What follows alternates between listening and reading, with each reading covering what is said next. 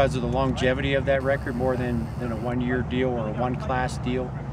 And so to have that happen over a long period of time, as you mentioned, over several groups of athletes that came in and left, I think is really special, just from the standpoint that there's a lot of different talent levels that have come through and have helped keep this streak alive. And so I think that's the biggest thing I'm proud of, is the way these groups have kind of meshed, kind of carried on that torch. And I'm sure none of them want to be the first one to have that torch be put out. So they're playing extra hard, preparing extra hard, and then we do a lot of this during the off season too. So a lot of times we're playing against teams that are a lot bigger than us, not just in enrollment but in size.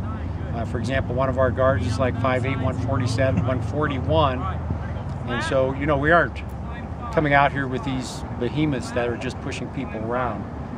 Our kids work really hard at getting better with their technique and the preparation mentally of what each team does, and then they put it all together on game day, and that's why I think we're successful. How tough would it be to keep going this week? I mean, not just a tough Spring Creek team, but you got to go a long way, long travel. There's a lot in it. It's, I think, as you mentioned earlier, it's that big mark on our chest now. It used to be on our back, but I think since we got through the first 2 years of this, now it's right on our chest. And the kids, because we're getting so much media publicity now, I think are starting to feel that a little bit more and more. And as we got closer and closer, they definitely didn't want to give it up. So playing Spring Creek is going to be tough, as you mentioned, number one, because of the trip and the length of that trip. Number two, Joe Junn always does a great job out there at Spring Creek preparing his kids. And then number three, it's just that wear and tear of the season. We've got a bunch of kids who are banged up and bruised up. We've got a few people coming back off the IR list, which is going to help us out.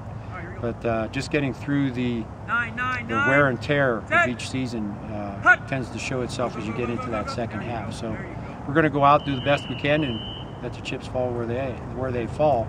We do know that it's not a matter of if it's going to happen, the end of the streak. It's just a matter of when. So I try not to make it that big of a deal, so that when it does happen, our kids don't deflate. Whatever year that takes place, but we definitely want to keep it going, that's for sure. We want to keep, I think more than anything, we want to keep our chances to be number one in our league coming out into playoffs. Is really the biggest thing we're looking for, much more than the streak or undefeated season. The big task at hand is to be number one in your league, so you don't have to travel south for that second playoff game, and then we'll let the successes continue to roll. And the goal every year is to win the state title, more than anything. Right. How has the support been in the community? I mean, they seem to really be rallying around this program. Yeah, I think because it's a special, maybe a one-time ever to happen kind of deal, that everybody around in our community at least is embracing it and taking on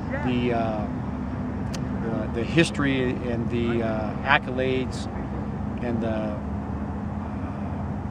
I want to say maybe even adding pressure to our team a little bit. But again, it's a good pressure that we're getting from them. That's all I need, Coach.